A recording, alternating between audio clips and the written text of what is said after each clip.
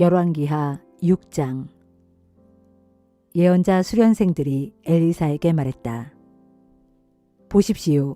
우리가 선생님을 모시고 함께 살고 있는 이곳 숙소가 너무 비좁습니다. 그러니 우리가 요단 강가로 내려가서 각자 나무를 베어오겠습니다. 한 사람이 큰 나무 하나씩만 베어와도 우리가 살만한 곳을 마련할 수 있겠습니다. 엘리사가 허락했다. 그렇다면 그렇게 해보아라. 그러자 수련생 한 명이 말했다. 선생님도 저희들과 함께 가시지요. 엘리사가 응낙했다. 좋다. 같이 가마. 그들은 모두 요단 강가로 내려가서 각자 쓸만한 나무를 베었다. 그런데 나무를 찍던 한 수련생의 도끼가 갑자기 자루에서 빠져 강물 속으로 떨어졌다. 그 수련생이 외쳤다. 아이고 선생님, 이건 빌려온 도끼인데 어떡하지요?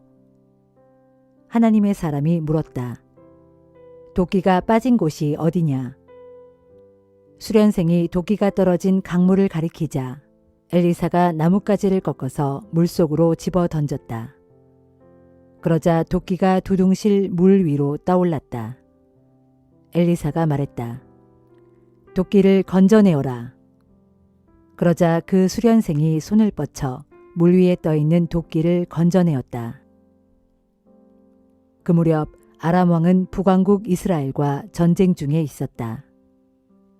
아람 왕이 자신의 지휘관들과 의논하여 이스라엘 땅 여기저기에 진영을 치고 군사들을 매복시켰다. 그러자 하나님의 사람 엘리사가 이스라엘 왕에게 전가를 보냈다. 그곳은 아람 군대가 숨어 있는 곳이니 조심하도록 하시오. 이스라엘 왕은 예언자가 경고한 곳으로 수색대를 파견하여 점검했다. 그런 식으로 위험을 피한 것이 한두 번이 아니었다. 아람 왕은 크게 화가 났다. 그는 지휘관 회의를 소집하고 호통을 쳤다. 우리들 가운데 틀림없이 이스라엘 왕과 내통하는 자가 있다. 지휘관 중 한 사람이 대답했다. 왕이시여, 그런 것이 아닙니다. 우리 중에 반역자는 없습니다. 다만 이스라엘에는 엘리사라는 예언자가 있습니다. 그는 왕께서 침실에서 속삭이는 말까지 다 알아서 이스라엘 왕에게 알려줍니다. 아람 왕이 명령을 내렸다. 그 예언자가 어디 있는지 찾아내라. 그러면 내가 군사들을 보내 그를 체포하겠다. 그러자 엘리사가 도단 성읍에 있다는 보고가 들어왔다. 아람 왕은 전차 부대와 용감한 군사들을 그리로 즉시 보냈다. 그들은 밤을 틈타 도단으로 몰래 들어가서 그 성읍을 포위했다. 다음 날 아침 엘리사의 시종이 일어나서 밖으로 나가보니 기병들과 전차들이 성읍을 에워싸고 있었다. 시종이 엘리사에게 외쳤다. 아, 선생님, 큰일 났습니다. 이제 어떻게 하면 좋습니까? 엘리사가 말했다. 조금도 걱정하지 말아라. 우리 편에는 그자들보다 더 많은 군대가 있다. 그리고 엘리사는 기도를 드렸다. 오 주여, 이 시종의 눈을 열어서 주의 군대를 보게 하소서. 주께서 그 시종의 눈을 열어주시자 온 산을 가득 채운 불말과 불수레가 엘리사를 에워싸고 있는 것이 보였다. 아람 군대가 엘리사를 향해 몰려오자 그가 주께 기도드렸다. 저들을 쳐서 눈을 멀게 하소서. 주께서 엘리사의 말대로 그들을 쳐서 눈을 멀게 하셨다. 엘리사가 아람 군사들에게 말했다. 너희는 길을 잘못 들었다. 이곳은 너희가 찾는 성읍이 아니다. 나를 따라오라. 너희가 찾는 사람이 있는 곳으로 내가 인도해 주겠다. 엘리사는 그들을 사마리아로 데리고 갔다. 아람 군사들이 사마리아 성읍으로 들어가자 엘리사가 기도했다. 주여, 이제 그들의 눈을 다시 열어주소서. 주께서 그들의 눈을 열어주시니 그들이 사마리아 도성의 한가운데 와 있었다. 이스라엘 왕이 그들을 보고는 엘리사에게 물었다. 나의 아버지여, 내가 이들을 모조리 죽여버릴까요? 엘리사가 대답했다. 아닙니다. 죽이지 마십시오. 비록 칼이나 활로 사로잡은 전쟁 포로라고 한들 죽일 수 있겠습니까? 차라리 그들에게 밥과 물을 주어서 먹고 마시게 한 다음 그들의 왕에게 돌려보내십시오. 이스라엘 왕은 그들에게 큰 잔치를 베풀어 주었다. 아람 군사들이 실컷 먹고 마시고 나자 왕은 그들을 모두 무사히 보내주었다.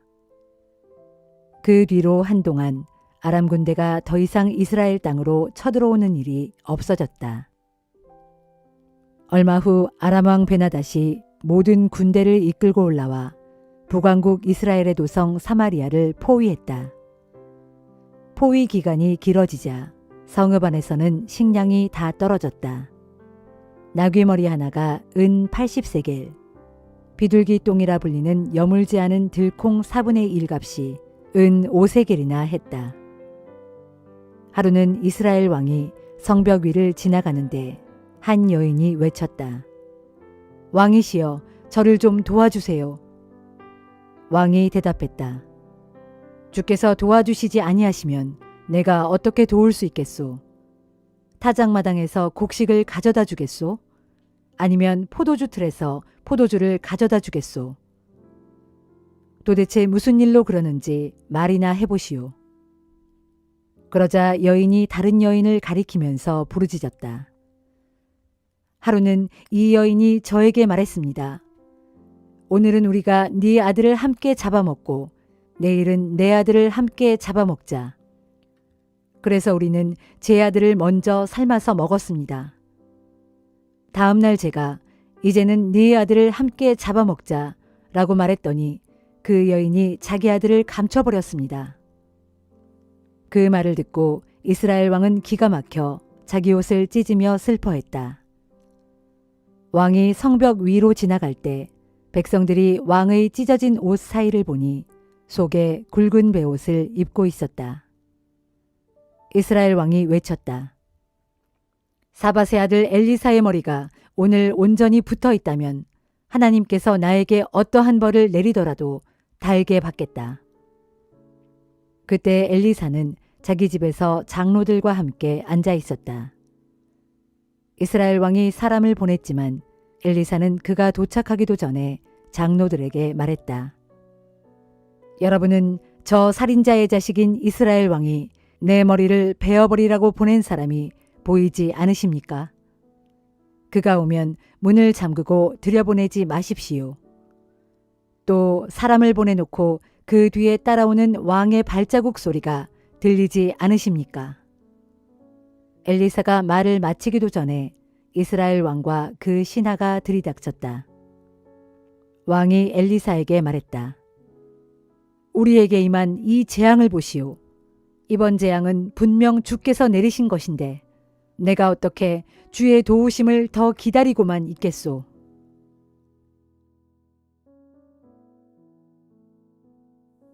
디모데전서 3장. 여기에 올바른 말이 있으니 그것은 곧 감독이 되기를 원하는 사람은 선한 일을 원하고 있는 것이다 라는 말입니다. 그러므로 누구든지 감독이 되고자 하는 사람은 이러해야 합니다. 곧 다른 사람의 손가락질을 받을 만한 일을 하지 않아야 하고 한 아내의 남편으로 충실해야 하고 절제할 줄 알고 신중하며 단정하며 나그네를 잘 대접할 줄 알고 잘 가르칠 수 있어야 하며 술을 즐기지 아니해야 하고 난폭하지 않으며 너그럽게 관용을 베풀 줄 알아야 하고 다투지 아니하며 돈에 욕심이 없어야 하고 자기 가정을 잘 꾸려나가서 자녀들에게도 존경을 받아 순종하게 만드는 사람이라야 합니다. 사람이 자기 가정조차 잘 다스리지 못한다면 어떻게 하나님의 교회를 잘 돌볼 수 있겠습니까? 또 입교한 지 얼마 되지 않은 새 신자도 감독이 될 수 없습니다. 그것은 너무 빨리 감독으로 선택을 받으면 자칫 교만해져서 마귀가 받을 심판에 떨어질 수 있기 때문입니다. 그리고 감독이 될 사람은 교회 밖의 사람들에게도 평판이 좋아야 합니다. 그래야 그가 사람들에게 비난을 받지 않게 되어 마귀의 덫에 걸려들지 않을 것이기 때문입니다. 집사도 감독과 마찬가지로 이뤄야 합니다. 곧 단정하고 한 입으로 두 말을 하지 않으며 술을 너무 좋아해서도 안 되고 부당한 이득을 탐내서도 안 되며 깨끗한 양심에 믿음의 깊은 진실을 간직한 사람이라야 합니다. 이와 같은 사람이 있거든 집사로 임명하기 전에 먼저 시험을 해보고 그래서 흠집이 발견되지 않을 때 비로소 집사의 직분을 주어 봉사하게 하십시오. 마찬가지로 여자 집사도 이뤄야 합니다. 곧 단정하고 다른 사람을 헐뜯지 아니하며 절제할 줄 알고 모든 일에 충실한 사람이라야 합니다. 집사는 한 아내의 충실한 남편으로서 자기 가정과 자녀들을 잘 다스려야 합니다. 집사의 직분을 잘 감당하는 사람은 좋은 지위를 얻어 다른 사람들의 존경을 받는 것은 물론 자기 스스로도 그리스도 예수께 대한 믿음이 더욱 깊어지고 굳세게 됩니다. 내가 속히 그대를 만나러 가기를 바라면서도 이런 가르침을 편지로 써보내는 것은 내가 혹 늦어지더라도 교회에서 그대가 어떻게 행해야 하는지를 그대에게 알려주기 위해서입니다. 참으로 교회는 살아계신 하나님의 집이요 진리의 기둥이자 터전입니다. 이 신앙의 비밀은 참으로 놀랍고 위대합니다. 그리스도는 육신을 입고 이 세상에 오셨고 성령에 의해 의롭다 하는 인정을 받았습니다. 그리고 천사들에게 보이셨고 모든 나라들 가운데 널리 전파되었으며 그래서 세상 사람들이 그분을 믿게 되었고 마침내 그분은 영광 가운데 하늘로 올라가셨습니다.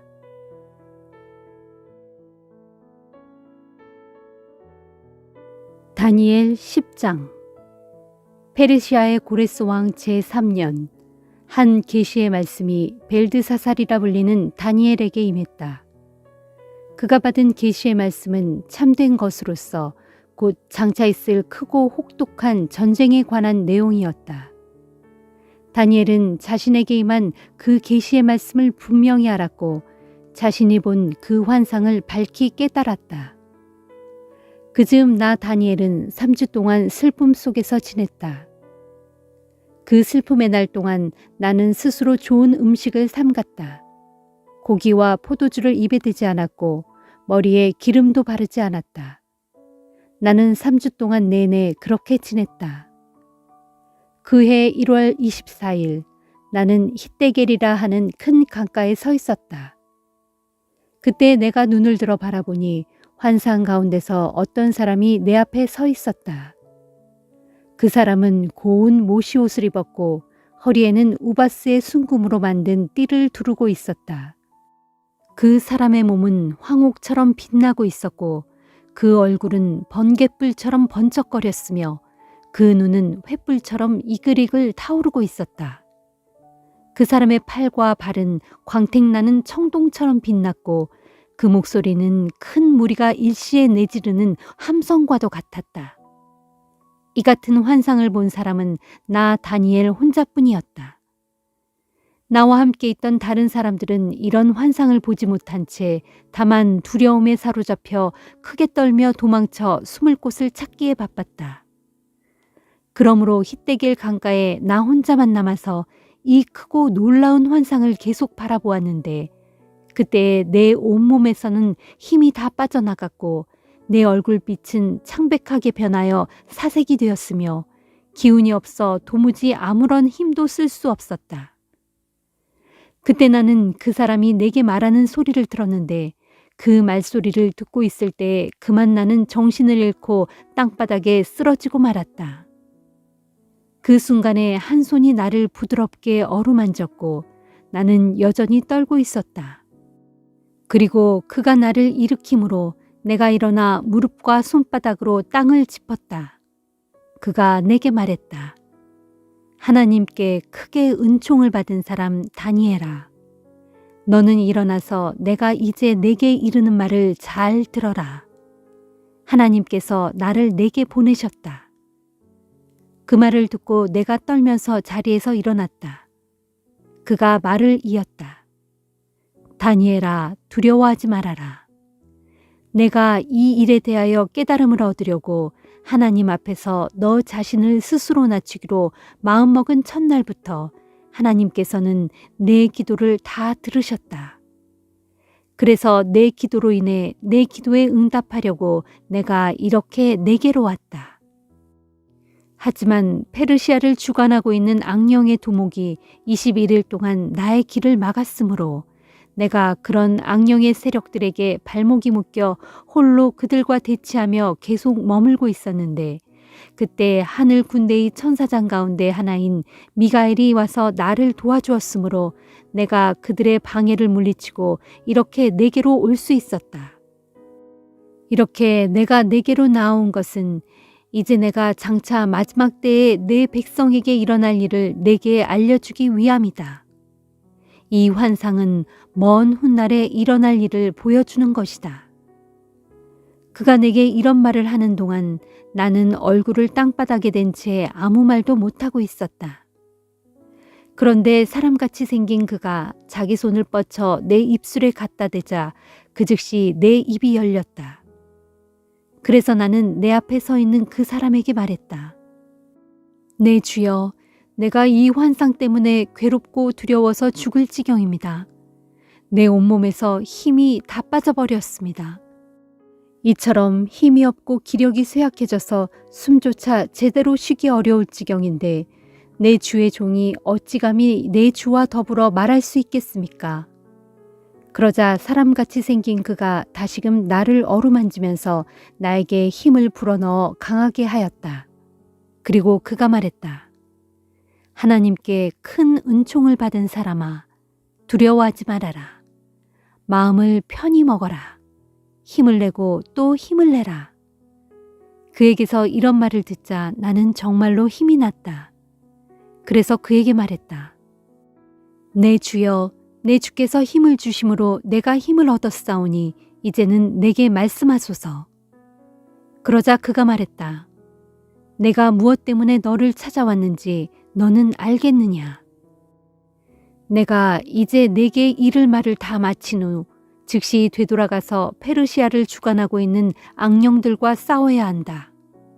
그리고 내가 그 싸움을 다 마친 다음에는 헬라를 주관하고 있는 악령의 두목이 나타날 것이다. 그보다 먼저 이제 나는 오직 진리의 책에 기록된 것을 내게 말해주려고 한다. 그리고 내가 되돌아가 악령들과 싸울 때 나를 도와서 그들과 맞서 싸울 자는 너희의 천사장 미가엘 뿐이다.